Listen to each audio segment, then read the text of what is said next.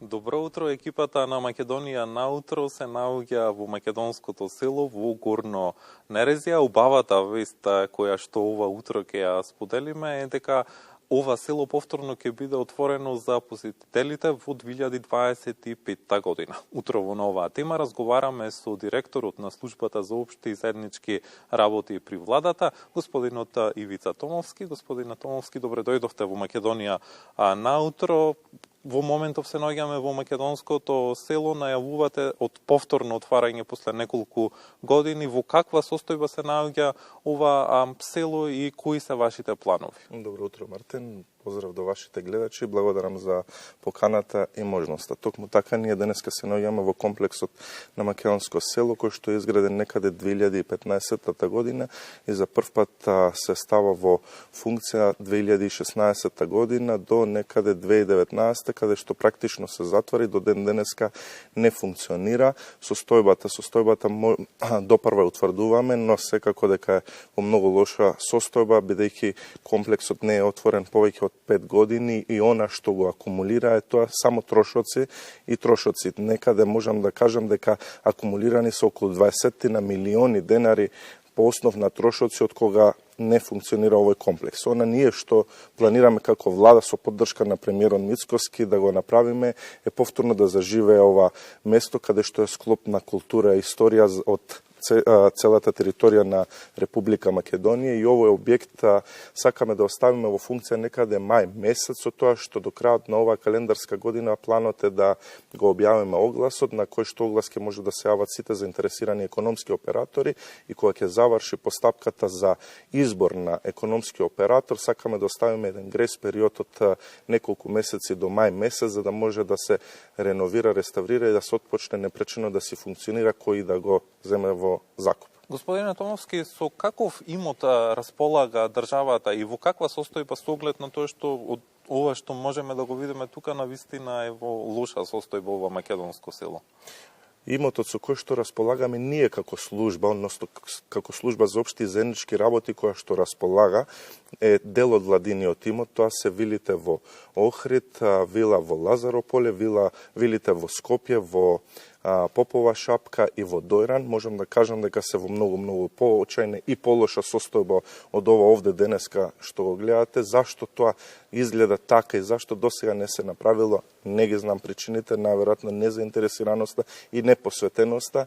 Планот ни е во 2025 дел од тие вили да ги реновираме, а поголеми, односно сите вили до крајот на оваа година да се обидеме да добијат имотен лист, бидејќи државниот имот, овие вили, ова се што го спомнавме, само една Лазарополе, сите останати немаат имотен лист, односно се на некој начин практично дивоградба. Така, најавивте и доградба на зградите на Финки на факултетот за физичка култура. Што беше кочницата? Зошто до сега не се доградени? Најверојатно се она што се почнало во минатото да се гради од минатата власт, оваа новата власт која дојде на чело со Социјалдемократскиот сојуз и ДУИ, најверојатно се тоа го стопира, го оставя без разлика тоа дали се работи за објекти кои што се од интерес на граѓаните, како во случајов со македонско село, како во случајот со ФДУ и со Финки, студентите практично нема каде да студираат, немаат соодветни услови за студирање, а ние имаме отпочнати градби кои што не се доградени. Она ние што го планираме како влада е да направиме пресек и анализа и во текот на 25-та година да се почне постапката за нивна доградба и реновирање и планот е некаде до 26-та година веќе да бидат функционални и предадени на Финки и на ФД. Во месец октомври исто така најавивте дека сите службени функционери, односно службени возила ќе добијат унифицирани таблички и GPS уреди. До каде е постапката?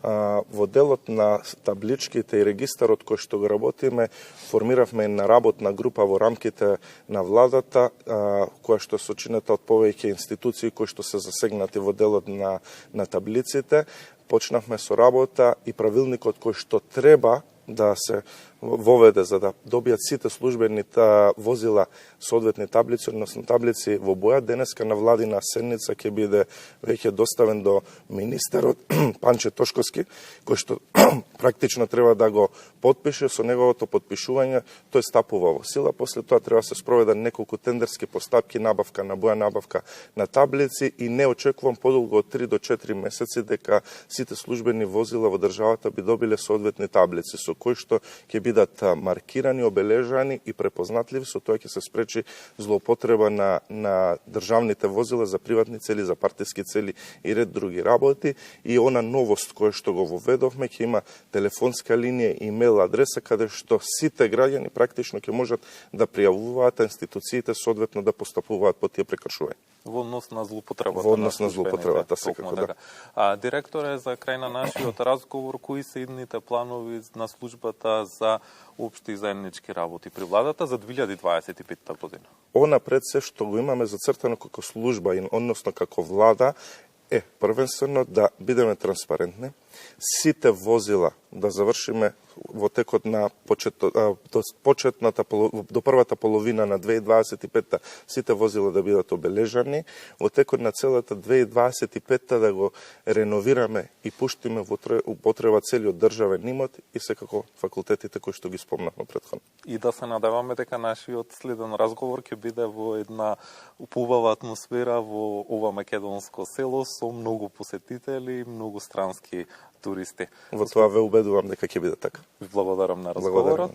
Разговаравме со господин Ивица Томовски, директор на службата за општи и заеднички работи на владата, како што можевме да чуеме дека наредна година ова македонско село ќе биде повторно отворено за посетителите.